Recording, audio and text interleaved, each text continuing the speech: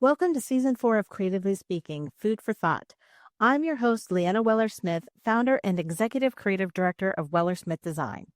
In this episode, I chat with cookbook client Julie Evink, the creator behind Julie's Eats and Treats. Julie shares her journey from a passionate food blogger to a successful entrepreneur, offering invaluable insights into the world of digital content creation, product development, and the path she took to becoming an Amazon best-selling cookbook author. From her roots in farming to her strategic marketing endeavors, Julie's story is a testament to the power of creativity, community support, and the pursuit of one's passion. Get ready to be inspired by Julie's brand evolution and how it inspired her pursuit to create her cookbook to add to her brand offerings. Let's get started. Hey, Julie, welcome to Creatively Speaking. I'm so excited to have you here today. And I'm excited to be here. It's funny. I was talking to Erin on my team, and I was telling her how excited I was to chat because it's been a few months. It's been like maybe 6 months since we last talked. And to go from talking every day, or not every day, but at least every 2 weeks, to having you fly out on your own. It's always so sad to say goodbye, but it's always fun to circle back and hear all the good things that you're doing. So that's why I have you on the show. As I mentioned to you before we started recording, this season is called Food for Thought. And we're talking with different clients and other inspirational self-publishers on how they got to a published product. So before we dive in on all that good stuff, I would love for you to just introduce yourself to the audience, let them know a little bit about who you are and what you do. Yeah, so I'm Julie, and I am the author of Julie's Eats and Treats, which is an online food blog. And I started in 2010, and it's kind of grown and taken off from there. I, as you know, like to call myself the grandma of food blogging. I've been around a little while. Things have definitely changed since those early days, but yeah, I'm just a Midwestern mom in Minnesota with 3 kids and a husband trying to feed her family and do all the things. Oh, I love that. And I know when we first met, it was, when we had our introductory call, it was really interesting to just hear about the path that you took with your food blog. I mean, just starting that long ago. From when you started to now, like, what do you think are the biggest changes that you've seen, like, in the online space? I know there's been a lot of changes, and recently I think there's been more, but what do you think have been the biggest changes in terms of what you do and how you do it? I mean, it's a business now. It wasn't when I started. There was no such thing as food blogs as business.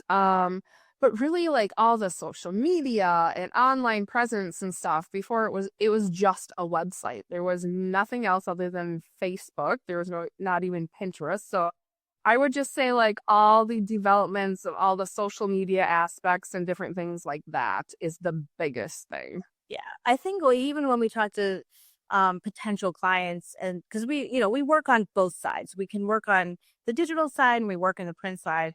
And, what I try to tell people is a lot of our content creator clients, similar to you guys are now like multimedia companies. Like you guys are really, you have to be well versed in not only running these online, spaces, but then there's ads that are involved. There's brand partnerships, there's video, there's social media. There's all these aspects to it. And I'm always so impressed because you guys really had to be okay with continuing to learn. And I, like I said, since I'm in the space, I know that even now things just continually change. How do you guys handle sort of those ups and downs when it comes to the business and different things that are changing?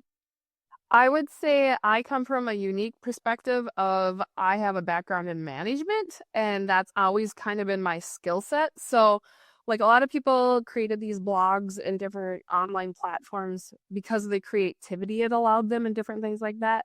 I would not say that's my strong point. Like my strong point is management and finding the people that do those jobs for me the best and outsourcing them and then managing that aspect. So as the blog grew and it became a business, like that's what excited me because then I could get rid of the tasks I didn't like, manage the people that were doing them, and grow and dream and create like a business. Whereas some people absolutely hated that aspect. They were there to create content and take photos and do all the creativity things. And I think that's really where I saw the differences, like as they be like our blogs as we grew as content creators, like either people embraced the business or they embraced the creativity and hired someone to run the business. For me, it was totally embracing the management style, and that's what worked for me. And that's what's made it exciting. Like things are changing. I was a serial job hopper before I came over here. And so I would master one job and I'd be like, okay, what's next? So this like really like just fit with me so well because things are always changing and it's never boring. It's never stagnant. You can always take it in a different direction and learn something new. Yeah, I love that. And, that is the best skill set that you can have is that business mind, because just like I said, all those pieces, there's so much to juggle. And most people can't, to do both sides, the creative and the just like I wouldn't say that you're not creative though. Like, I mean, you are, you started everything, you have a vision of where you want it to go. So you've been able to put all those pieces in place, which is really, really impressive. When you started, how many recipes were you doing? Were you putting something out every week? No, there was no schedule. It was like, oh, for 5 in one day, and I won't do 5 for 5 weeks or something. So, at that point, it was literally a hobby. I was embarrassed I was doing it because people are like, "What is this? What are you doing? Why do you have a website?" So it was like, I wasn't like shouting from the rooftops by any means that I was doing this. But I fell in love with it and I heard of people becoming business owners and making money, and I saw it as a challenge. My background, I grew up on a farm, which it's a family farm. Like we grew up learning about all the things business related because dad not only farmed, but he ran the business. So our dinner time talks around the table, or supper as we call it in Midwest Minnesota, it revolved around running a business. And I would say that like just seeped into my head. And that's where I got that from. I saw him managing like grain markets and crops and production and employees and labor and the repairs and the cost. And I did his books for him and different things like that. I worked on a farm. I drove a tractor. I was in 4-H and different things. So I think that just like kind of prepared me for the journey as a business owner. I still use my dad's brain frequently. He just gets that, and I am lucky enough to have been brought up like that and to have garnered all of that business smarts per se, and seeing that big picture. And also it taught me to ride out the changes. As the algorithms changed and things were volatile and stuff, like that's every day in farming. Like you don't have to go to Vegas because you gamble with the grain prices and the crop production. So I think that kind of set me up to know that there was ebbs and flows in business, and that was a normal thing, and not to get, I mean, we all get a little excited about it, but always to be looking for the next thing and the next change. And that's what makes it exciting too. Yeah, and I agree 100%. I think too, coming from, that family background that you have, that's so valuable, because just like you said, it really set you up so that, you could weather the storms, because that is really what does happen, especially in the online digital space, which is funny to have this, agricultural analogy alongside the technology that, when a crop is not, producing, it's the same thing as when Google is saying, I don't like you right now. So Yeah. it's very interesting. Mm-hmm. Yeah. Yeah. I would have never thought I'd I know. refer to it as like a farm. But you cultivate your content and you're like improve it and you learn from it, and it's literally like planting a crop. It really is. And you really have to nurture it. If you start, waning on this side, you're going to see certain things, falling to the wayside, especially in the digital space. And, especially with Google being so Google, like it's like, there's always changes. Yeah, and I like because I started so like we didn't know about Google.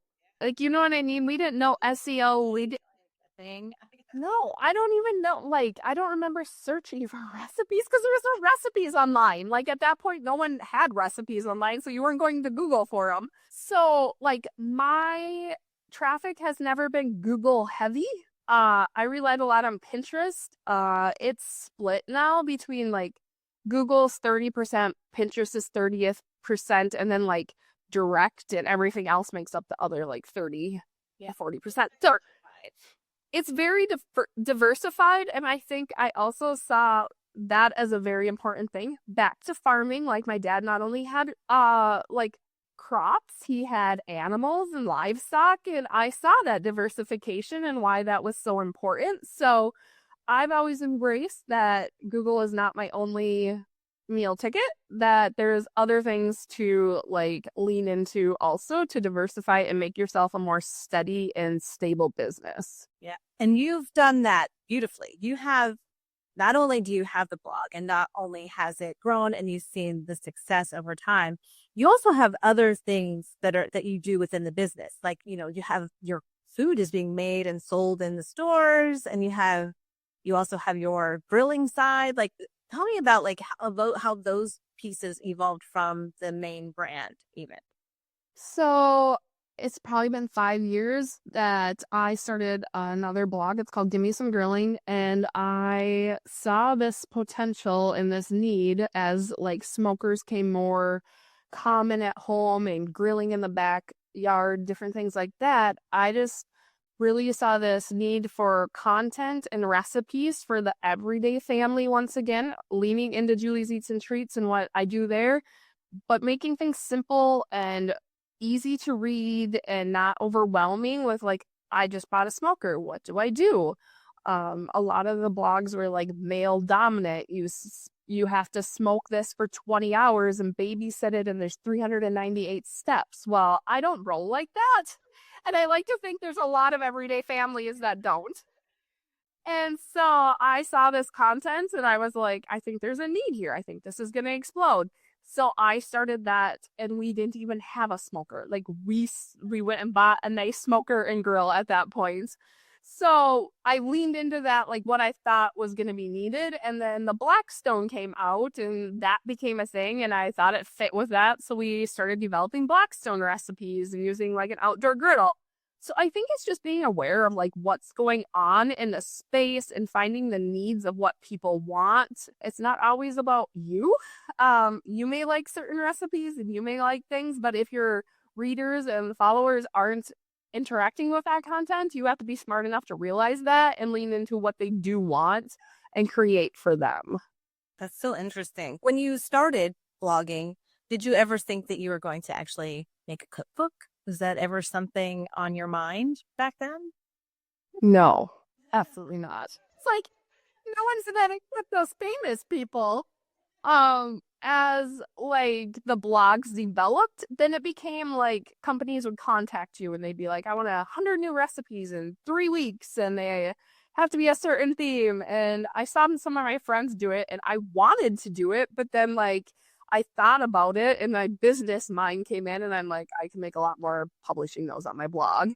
That sounds stressful and awful. And my family probably would not like me very much during that time period. So I just always said no because it didn't feel right. And at that point, I had established a food blog and I was earning money from that. And I didn't feel the pressure to say yes. So it was always in the back of my mind. It was always this like reach goal of mine. And Leanna knows this story, but I like one January, a couple years ago, me and my husband were talking and I was like, what's our goals this year? And he's like, I don't know. What's your goal? And I'm like, I really want to write a cookbook. He's like, well, why don't you do it? And it's like, because that's scary. I'm scared, first of all, for the process. Second of all, that it won't sell. It's a whole new thing. He's like, well, just do it. I was like, okay. So I contacted you, and after the first meeting, I was like, okay, I can do this. You had the steps. I didn't have to worry about that. He had told me he didn't care if it sold. I just needed to do it. So that was off my plate. So I was like, okay, all the stars are aligning, and here we go. And the reason why I kind of like circle back to that piece is because even just with you seeing like there's a gap in the market, and I started this other sort of, adjacent food blog to the business. You have other things that you do within, that are adjacent to the business. A cookbook, that's exactly the next piece, which is something that is an extension of the brand. And a lot of people either that come to us are either they've dreamed of writing a cookbook since they were a baby. Before they could eat, they wanted to, and that's been a dream. But then there are some where it's like it grows on you, I would say, because it is a scary endeavor. And, we are big proponents of, I mean, look, I come from a traditional publishing background. That's how I learned what I do. But at the same time, like, I really am a advocate for the self-published author. Just like you said, like, there's a lot that comes with a traditionally published book, which is all new content. There's a lot of different pressure on it. But then the beauty of a self-published cookbook is you get to make the rules for it. So you get to say what you want to be included in that, and whether it includes all new recipes or partial new recipes, you get to really own that. I could talk about that piece all day because I really am a proponent of it. And that's what I wanted. Like, I wanted that control, and I was used to having that control in my food vlog. And for somebody else to tell me what I was going to create, it didn't really mesh well. And when I wrote this cookbook, I had this dream of it being that elevated church cookbook is what I've came up with.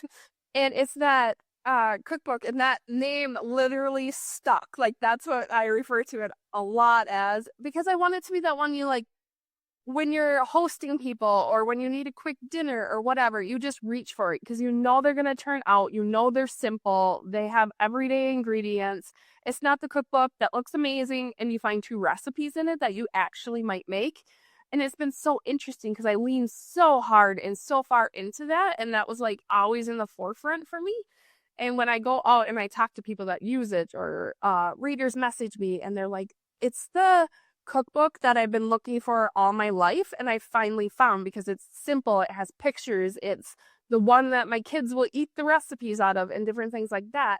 And it's been so gratifying to be like, yes, that's exactly what I was going for, and I actually accomplished that. Like, even if it doesn't sell thousands and thousands, it's what I was going for. And the other thing, I wrote it for people like my age. So like 30, 40, have a few kids, are busy, active, are trying to keep up with life and like where we're at right now.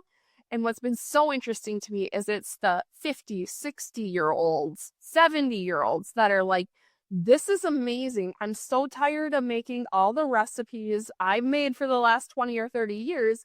And I can open this up. It's similar recipes, a little bit of a different twist. My husband's excited because I'm trying new recipes he likes. And that's been really, really cool to hear, is like, even like the women that are beyond where I am are reaching for it. And I had a husband text me and thank me for this cookbook because his wife was cooking for him again. It was just like, those are what make it like so special and what it was all about. I love the analogy that you have with it. I've heard you say that several times, and I love it because it is this great collection of recipes that, no matter, like you were alluding to too, is like, no matter what space you're in at that time, they are recipes that resonate with us in different ways.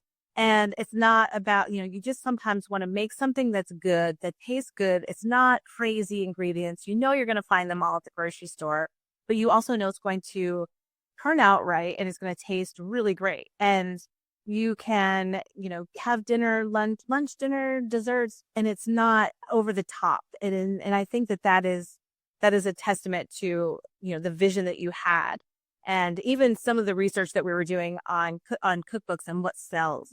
And that is something that is selling right now. Cookbooks that have easy, relatable recipes for the everyday that really are everyday, and for families that they're easy for, like you can feed a lot of people and you can make almost everyone at the table happy. So I think that that you really did knock that one out of the park. And I mean, the recipes that you have are just, they're so good. And the photos are really beautiful. And just like you said, it really kind of gives there's something in there for everyone.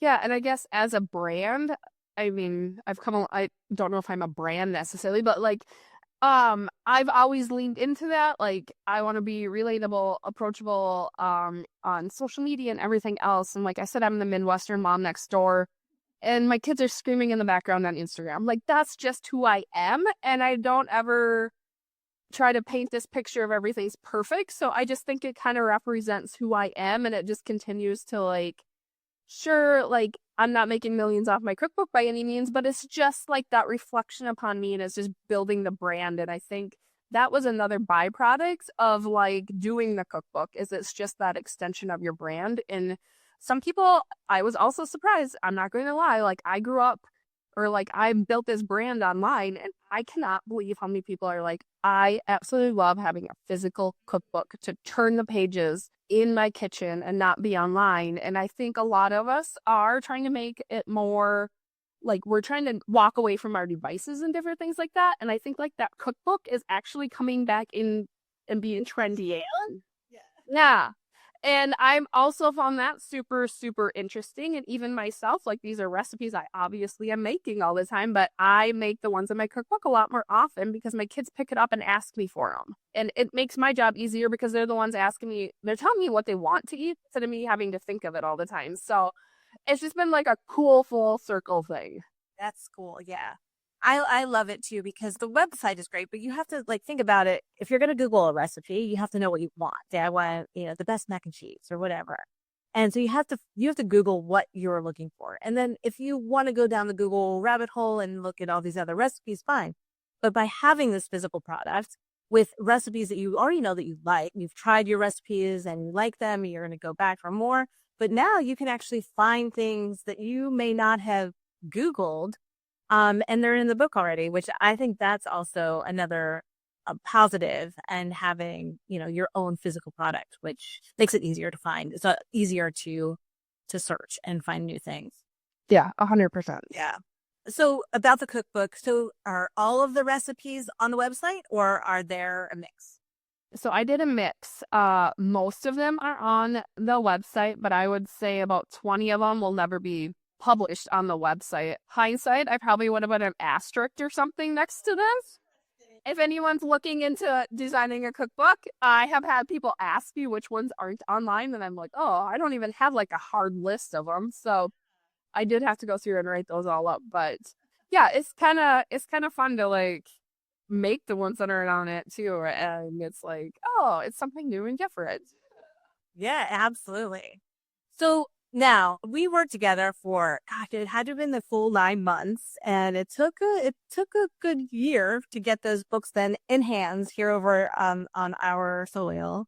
But I'm curious, there's a point where we start talking about the marketing plan, or what you're going to do, how you're going to sell it, how you're going to start talking about it. And you did a lot of fun things. So I'd love for you just to give us a little idea of some of the steps you took, especially for marketing and publicity. Yeah, so once again, my biggest fear was always actually selling the book. Like, that was the thing I had never did. I had developed recipes, I had taken photographs, you knew how to lay it out, but like, how was I going to actually physically sell this thing? I knew it was beyond my brain capabilities at that point in my life to ship and get it up on a website and different things like that. So I took the option to have a warehouse. They took care of putting it on Amazon and getting it on barnesandnoble.com and Target and all those different places. And I paid them, and I was fine with that because once again, management style, as I get older, I just don't know if I always want to learn everything. And so I hired the experts, and they got it all online for me. I also so they handled the distribution and everything. We did an ebook, and we did that on Amazon and pushed that. I hired a publicist. I did a ton of podcasts. You did. And in the reaching out to podcasts, somehow I landed on a local TV show multiple times. I was trying to get on their podcast and they're like, "Oh, you should come be on our TV show." And they didn't even, the funny story is like when I was there and after I was done with it, I was talking to the host that my PR person had emailed and I was like, "Liz, I didn't even want to be on that TV show." She, like, I was trying to get on your podcast. She's like, "Wait, really? I just read this amazing PR pitch." And I was like, "You need to be on TV." So I ended up on her podcast too, and I went back and there was a blast. And I guess now I can say I've been on TV. And then I also got in a few physical, like Barnes and Noble bookstores. I did a signing at a Barnes and Noble bookstore, and the feeling of walking in and finding your first cookbook on the Barnes and Noble like shelf was like I literally just stood there and stared at it for a good 5 to 10 minutes, I'm pretty sure. It's surreal, right? Because just like you're saying, like, so when we work with clients, we understand your goals, we figure out which path. There's like 3 different paths to distribution. And you went with the third path, which is it's like quasi hybrid, but you still own your content. Like they are not the publisher. You are still the publisher. It's branded with your name. They are just the true distributor. And I think you're in 11 Barnes and Nobles in your state. And you're also in Barnes and Noble countrywide, which is pretty awesome. I don't know exactly which states you're in, but it's definitely in several for the last I checked. And it is really cool to walk into the store and see your book next to some of the people that, you see on TV even. Yeah, and I had to kind of get over, like, I don't really like to go in somewhere and be like, "Hey, I'm so and so." Like, that's not really my jam. So I'm in like outstate Minnesota, so the nearest Barnes and Noble to me is like 2 hours away. So, as I would like go to the city per se, I would stop at Barnes and Noble and I'd walk up to their customer service and I'm like, "Hi, do you have this cookbook in stock?" And they're like, "Oh, no, I don't." And I'm like, "Well, actually, that's my cookbook." And I would unashamedly ask them to stock it. So I did that to several of them and they were so excited to have like me reach out and tell them, and they love to bring people in that are local or local-ish, and I thought that was really cool too. They were also receptive of it. We'll get it ordered right away. We'll stock it. So that was always fun. That's huge. And I think I even want to say it on this podcast, which is, if you want to get Julie's book, you should go into your Barnes and Noble and you should ask for it, because that is the next piece. Is not only is the book available through, Amazon or this or that, it is also available in stores, but people need to go in and they need to get it from the store. And that's the next piece of the puzzle too, is really driving people to get into the stores to buy them. And what's also cool about the wide distribution that you have is that Amazon puts these books on sale randomly, and if you catch it at a good time, you get a great discount. But so does Barnes and Noble, so do some of the other sites. And your book is still doing really well on Amazon. Like, you have some really good numbers, Julie. And I think that is really an awesome thing to tell people, because it is hard to get rankings up, and the book is doing really well on Amazon. Yeah, and I think that's because somebody buys it and they like it, but then they buy it like they're giving it for graduation presents or wedding presents or Christmas or birthday, because it's so relatable and approachable that they are now giving it to their nieces and nephews and all of that, which is always fun to, like, I didn't get one, I got 5 because I want to give it to people. They're giving it to their kids' teachers for end of school and all of that. So that's been fun to see too, that they love it so much they then buy second, third, fourth copies and then give it away. I'm in Small Town, Minnesota, so the best story yet is the local newspaper did an article on me on the front page, and somehow, I think her name was like Marlis, 30 minutes away, got the newspaper. I still have a landline I am like, we are Midwest. Like, we have a landline. She called me up. She's like 80 years old, called me up and asked me to send her a signed cookbook. So I sent her a signed cookbook and she mailed me a check. And I was just like, this is amazing. She's like, I just have to have this cookbook. I was like, you're so cute. That is something I am curious about, which is, okay, I know when we talked about next steps, next things you have to do, Julie, we're going to talk about PR and they're going to see what you're comfortable with. And you're like, I'm not doing TV. I'm not doing anything. But then you did end up doing TV and podcasts. You've done a lot of podcast interviews and they've all been so good. Have you seen any sort of correlation in terms of the work that you've done on that side in sales or even traffic on the site? Like, have you guys been monitoring that kind of thing? It's really hard to monitor, but I will say that if I went on TV and it did my episode, like my Instagram would go up, not a ton, but it would go up. My sales would go up on Amazon. It would be a reflection of that. And then my blog traffic on Google has went up. And I mean, sure, there's updates that happen. It could be from that, but it was directly like started going up as my book got out on like Amazon. Like, that's a great backlink, right? All those podcasts that are linking to my book and my website and my social medias and stuff. And I will say, like, my Google traffic has, as everyone's been hit by algorithm updates, mine has not, because, and I don't know if it's because of all this. Well, for sure, but you know, like what you've done, like what movement, like that, like Yeah, and I was like interviewed by Star Tribune in Minnesota, like the newspaper, and that was online. And it's just like all those backlinks and all those different things, I think made a difference. So I mean, if you don't sell 10,000 cookbooks, it's not all related to that per se. It's about the overall huge picture. exactly. I think I told you the story too, which is that after your first TV appearance, I actually had an inquiry from someone. And so when I talked with her, she was like, her friend saw you on TV. Then she went and she bought your book and she bought her friend your book. And she went over to her friends and she was like, you should totally write a book. Like, I saw this girl and you guys are all in the same vicinity, you know. She's not a food blogger. However, she does do a lot of like food content writing. So, you know, when I talked to her, she wasn't like the right fit to move forward at that time, but it inspired her to say, oh my gosh, like I could do that if I put this work in, I can kind of do something similar. It's not the same, but something similar. And I just thought that was really cool because I even saw like a turnaround from your appearance on TV. And yeah, her friend was like super excited and she was like, you got to see this girl in her food blog. And then they're like, oh my gosh, this is amazing. So I actually didn't know that story.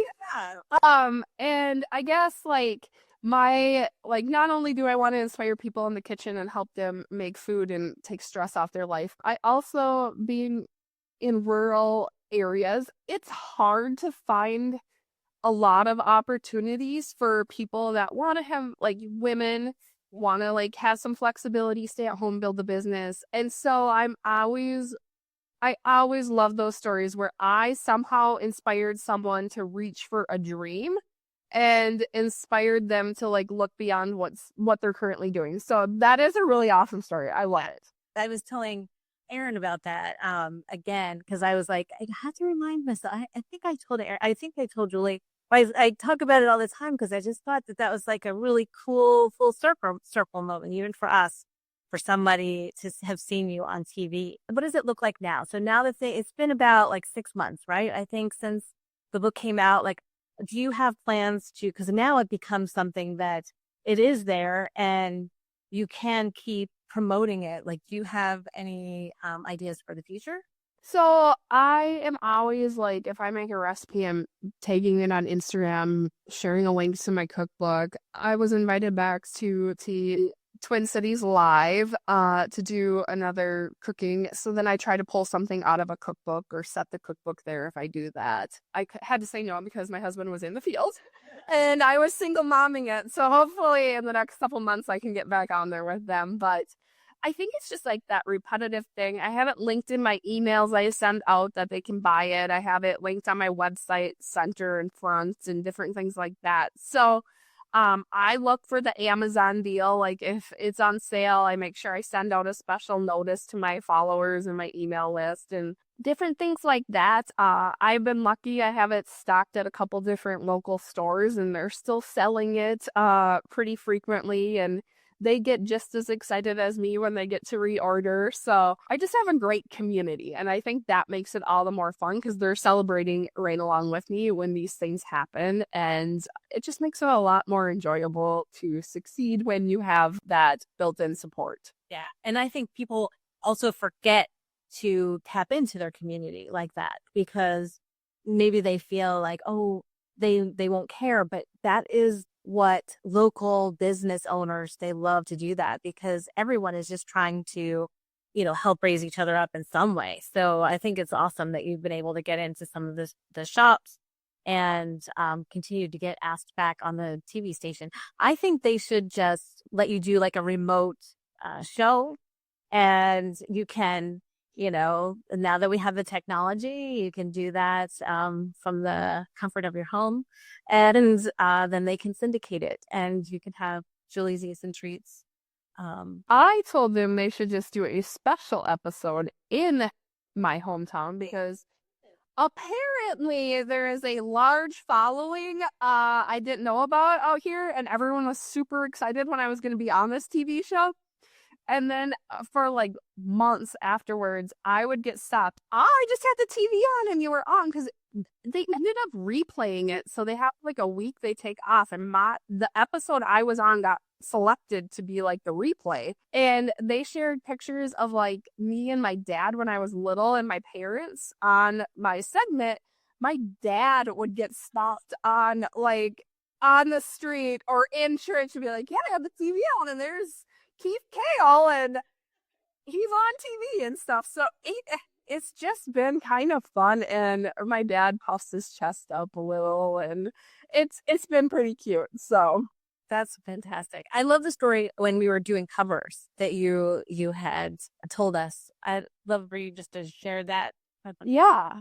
So we were picking out covers, and I think the big decision was, should we do a gorgeous shot of food to entice people to pick up this cookbook?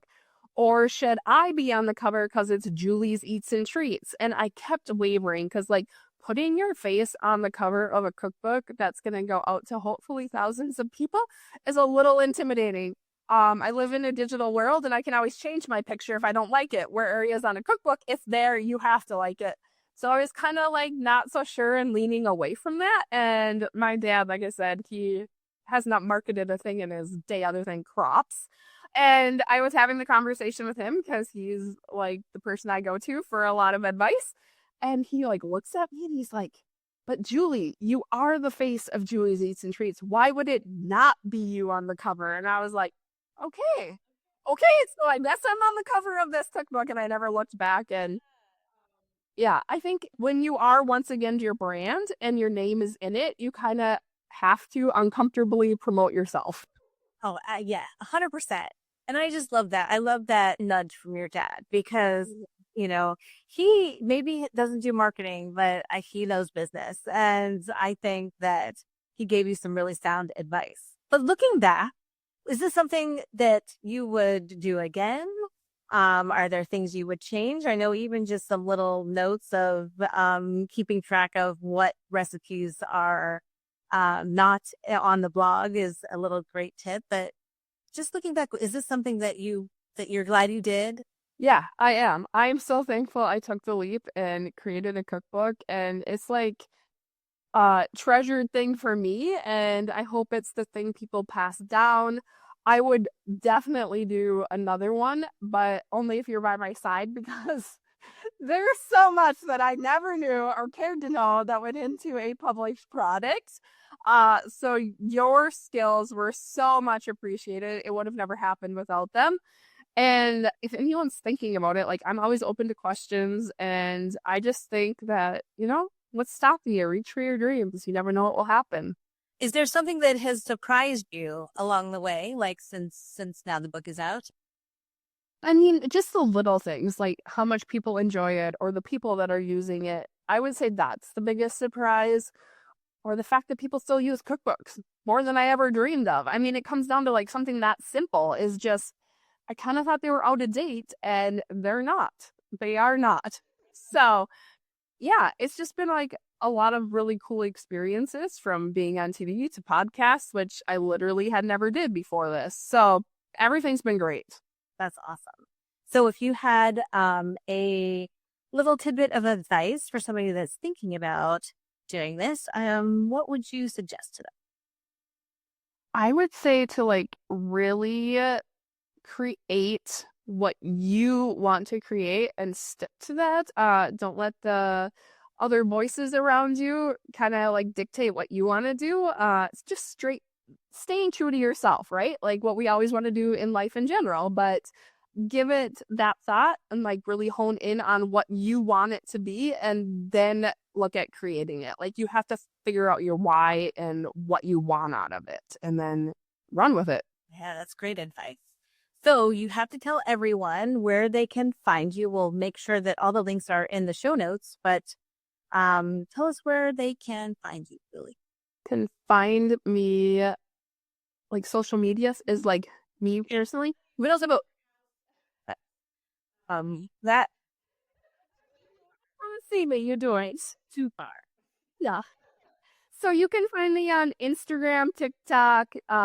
It's just Julie's Eats and Treats, and Facebook, online, julieseatsandtreats.com, and Pinterest is just Julie's Eats because the handle cannot be longer than it. But yeah, pretty much wherever social media is, Julie is. And the book, where they can find the book. Right. Yeah, online is Amazon, Target, Barnes & Noble, Walmart, all of the big online places you can find it. Awesome. Well, Julie, I am so happy for you. I am so thankful to even just be a teeny part of this process because all we did was take your beautiful recipes and beautiful photography and just put it all together for you.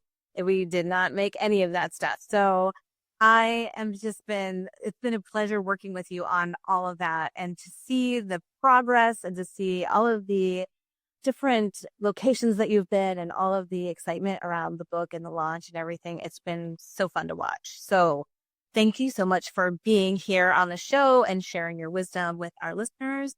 And yeah, I can't wait to work on your next cookbook with you. Well, thank you for having me, and I look forward to working on it with you. Have a good afternoon. Thanks.